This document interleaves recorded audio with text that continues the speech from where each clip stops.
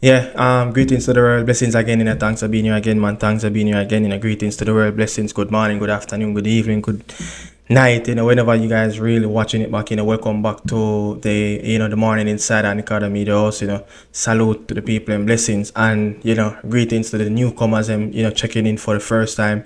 If you like what's going on, you don't know what to do, man, like up the video and share it and tell a friend to tell a friend. And actually, subscribe. One of the most important thing, to get daily updates on the reggae boys and what's going on with the players all around the world and stuff like that. But I'm here, to talk about the mystery story of, you could say, the midfield three, you could say the midfield two, wherever you want to put it. You understand, the midfield crisis. Yeah, the midfield crisis for the national team. And it's like it's a puzzle that it just cannot solve. And it's like it's an ongoing saga, that it's a never ending saga, that you will never find the pieces to fit in it, to to say, okay, you finish the puzzle and that's it, as the Spanish will say, finito finito.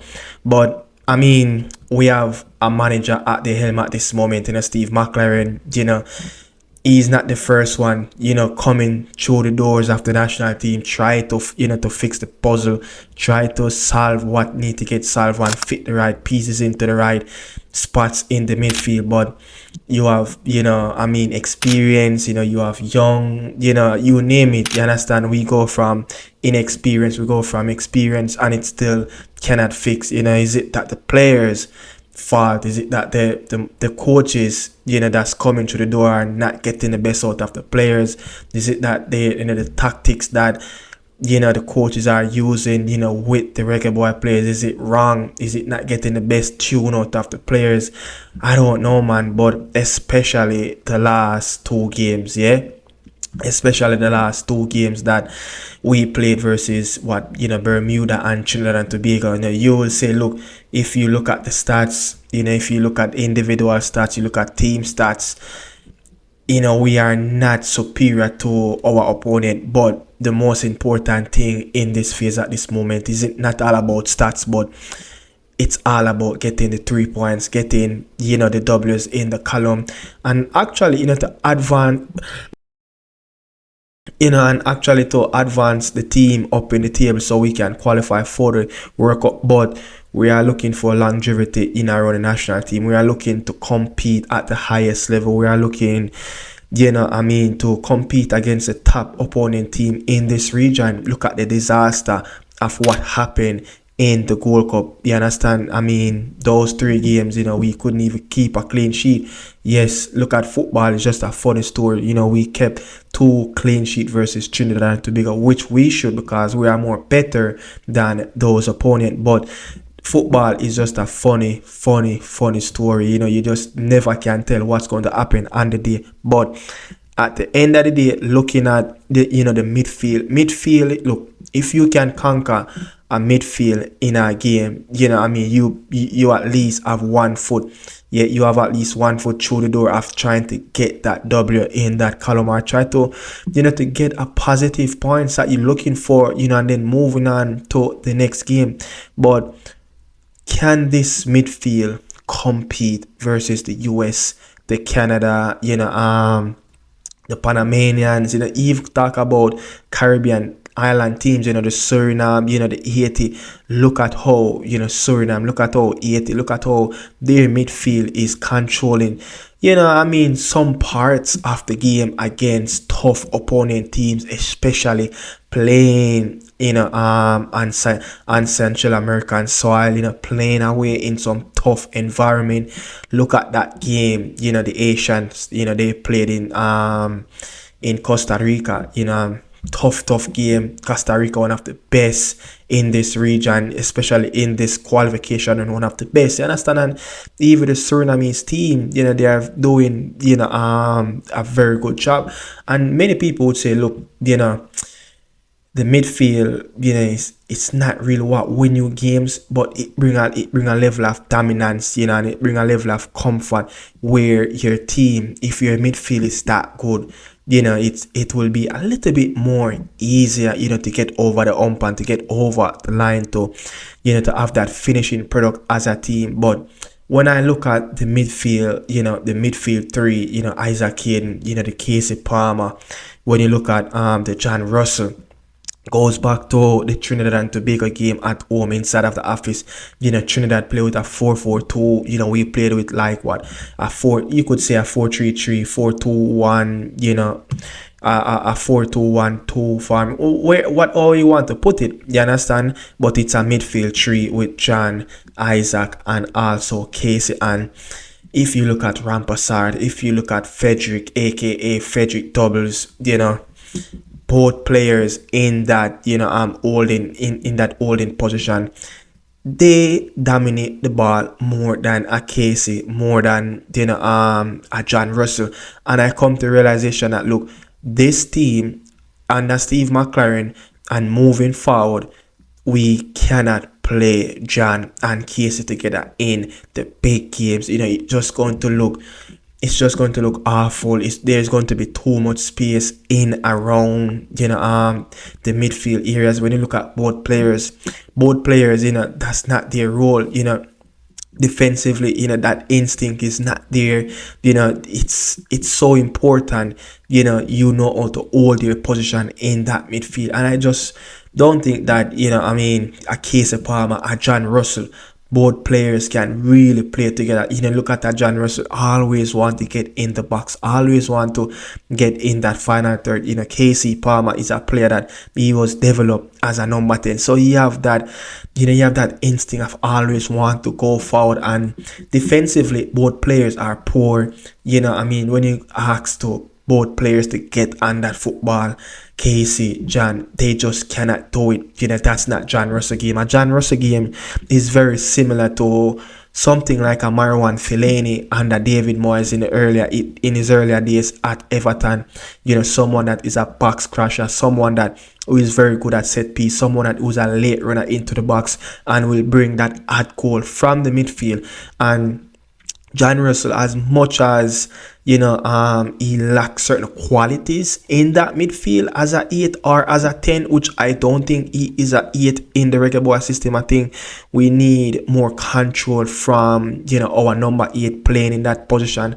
I think in this system, in this role, in this team, I think look, a 10 will more suit him. And if you ask to play in a double pivot, if the team going to go to a back three with 2 men in that double pivot role in that central department, that make it even worse. He cannot play that position. So both players going forward in the bigger games, in the most crucial games, against better quality opponents, it's just not going to work. Yes, they might do it in a 1/2 game, but it's not going to work. And if you look at I said the Trinidad game, Rampassard and Frederick, both players had around 100 touches combined together. They have like 100 touches combined together. And Kasey Palmer in that game as well lost 40% of his 50-50 duels.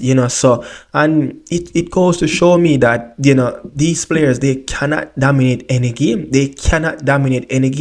And I'm going to get to Isaac shortly. But even when you go to the Bermuda game, they played with a similar formation. And if you look at the 2 players that playing in the 8 and the 10 for Bermuda, which will be Lambe and Tucker, both players, Lambe had 38 touches on the ball, Tucker had 66 touches on the ball. When you compare that to a Kasey Palmer and a John Russell, both players combined together had 62 touches on the ball. So one player in the Bermuda team had more touches than Kasey combined with John Russell touches on the football, and Bermuda finished that game with more possession, far better than us. So they have players that want to control the football. Why is it that even when you look at both games, the Steve McLaren system, I think it's kind of sucks to me when you look at it. I guess he just tried to give up the football, because those 2 teams will more to look to to sit back to hit the Reggae Boyz and the counter, and he give up the possession, he give up space, and I don't think stuff like that really acceptable. But again, you have to put it into context and look into different areas of it's a World Cup qualifier. But I'm talking on the point of moving forward, trying to be proactive, trying to be more positive, trying to progress the football, try to make your team be a little bit more dominant, and that's how we're going to win football game in a much more easier fashion. These things just cannot happen. It just cannot happen. And as I said, man, Kasey Palmer, in the game, in the Bermuda game, he played 61 minutes, 32 touches. He lost the possession 8 times versus Bermuda. That's unacceptable. That's unacceptable. A John Russell who had even lesser touches on that football, in that Bermuda game, shows me that these players do not want to come short for the football. These players, it's like they're scared of the football. It's like the football is like a hot potty, to them. We don't have anyone want to drop deep, want to get on the football, want to dictate the game, want to set the tempo, want to, to get the team up in the final third. And these players have, the percentage of passing these players have to push the ball, progress the ball into the final third. It's way less than the top quality players in this region. And when you look at where, these players been playing their football, where these players have developed over the years, coming up to the youth ranks in England, their education is very good. It's top-notch education. And a Kasey, is coming from a Chelsea academy, so we should be getting more, we should be getting more. And it's not just a player problem, it's a coaching problem as well.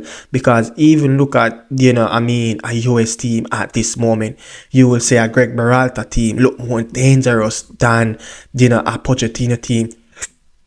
Look at the team that we beat, the Canadian team in the Nations League, the semi-final, the quarterfinals, inside BMO Field. Mauro Biello, look at that team with John Herdman before he walked away, and compare it to a Jesse March, Copa America team. Way different. So a coach can make a bigger difference in a team with a better system.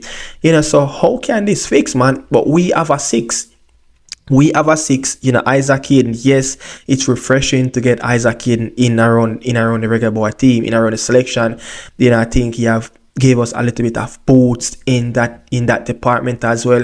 A bit of upgrade, from Joe Latibodier, Devon Speedy Williams, Kevin Lambert is a more upgrade player, but again, he still lacks certain qualities.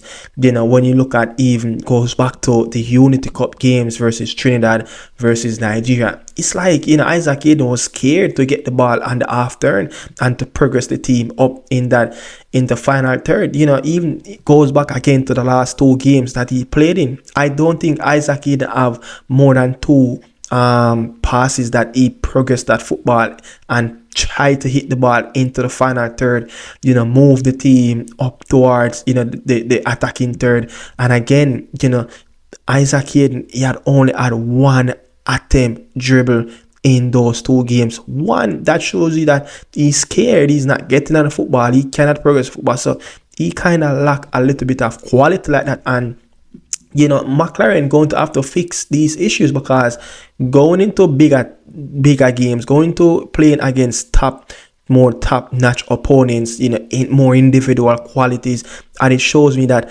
this team hate the midfield, especially. They hate to run. Once you come up against a midfield that you're going to play against the reggaeboyz, and that team, look, they decide that they're going to run the whole 90 minutes, the Reggae Boy team going to be in problem. Because if we cannot control the game, if we cannot set the tempo and dominate games, like Bermuda, Lambe and Tucker, these players played, they are not more of a quality player than Isaac Hayden, a John Russell, and also a Kasey Palmer. But guess what?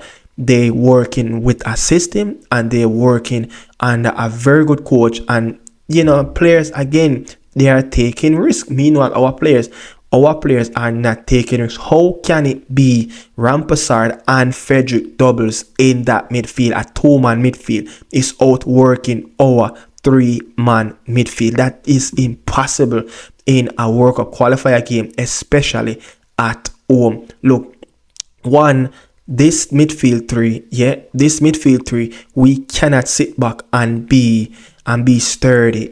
We cannot defend for 90 minutes. The midfield three is not fit enough. The players, position awareness, we are not equipped enough in that midfield. We are not disciplined.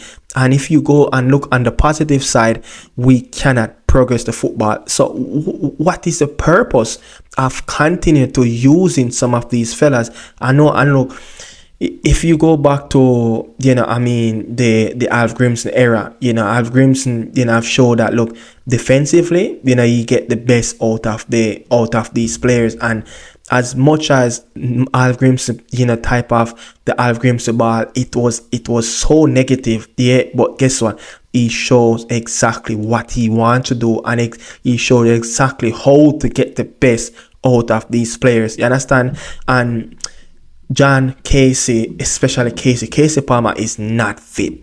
He is not fit. If you look at even his heat map, he is not fit. But Isaac Hayden, yes, as much as he lacks certain qualities, but he bring a lot to the table in terms of reading the football, in terms of, do a lot of off the ball running, timing, closing out certain gaps, closing out certain individual runs in the midfield. He have done a lot of work off the ball, but again, some of those stuff not going to count on the stat sheet, but he's doing a fantastic job for the national team. You understand? But the problem with the midfield, it's the 8 and it's the 10. Isaac, Kasey Palmer and John Russell, they just cannot play together as a pair. They are not athletic, and you must have somebody in that midfield who wants to get on the football. Kasey Palmer, yes, at times want to get on the football, but he don't have that quality to progress the football. And again, the patience, the build-up, the precise timing of when to, to play the ball short, when to play it long. It's just ridiculous. And then it goes back again of why, a Richard King in one of the game, Richard King have 14 long ball attempt. And the next game he have 11 long ball attempt, and the percentage of that being more successful, it's less than 1/4.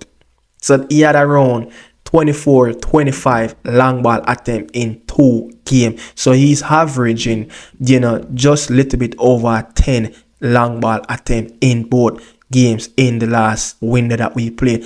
And the successful rate, it's less than 1/4.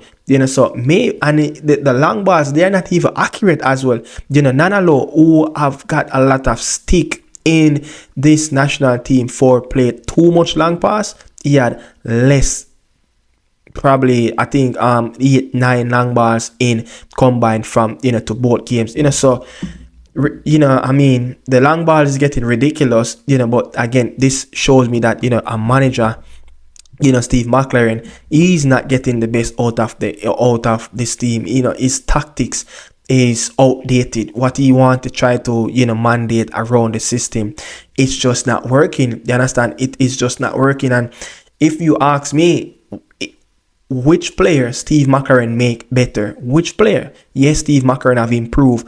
Which area in the team that Steve McLaren have improved? We cannot say which area, which department Steve McLaren improved since he have appointed last summer. If you ask us, as reggaeboyz fans out here, that which department did Alf Grimson improve the most, and we will say that defensively we look more solid and sound, we look more sturdy, we look more organized, we look more difficult to break down, as much as the football was a lot negative. But again, Alf Grimson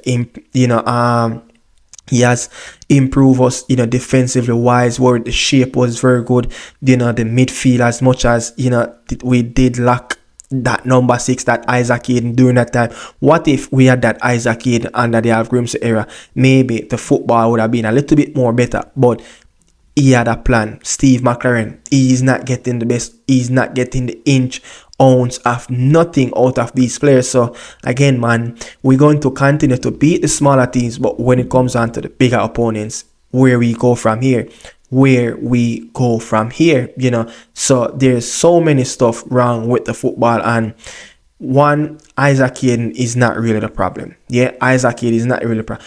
We need to invest our time in somebody, and that should have done, you know, so many games past already. You know, that should have done already. No, every game that's coming up in the next two window before 2025 close, it's going to be crucial until we qualify for that World Cup. You understand? So we don't really even have time for that. But how can we fix this after we qualify for the World Cup? We're just going to go into the big games and just get outrun, you know. And look, rule number one, as a Jamaican, you know, you shouldn't be outdone by anybody. We are such a hard working people all over the world. Do you understand? So rule number one, we shouldn't get outworked by any team in this region. We are some of the quickest, we are some of the strongest, and we are not using up our traits as our strength. You know, again, it's down to the players and it's down to the coaching staff. It's both players and coaching staff, yeah, they complement each other on how to get the best out of the football for the national team, you know. So let me know what's your thoughts, you know. How would you solve this mystery story of the midfield crisis for the national team? Let me know what you think. What was your thoughts around the midfield in the last two games, especially coming up against weaker opponents, Bermuda and Trinidad and Tobago, where we just couldn't control that football. But leave it from there. You know, thanks for passing through again, man. Really appreciate you guys. Remember, on your way out, don't forget to like, share, comment, and subscribe. Ciao. Salute.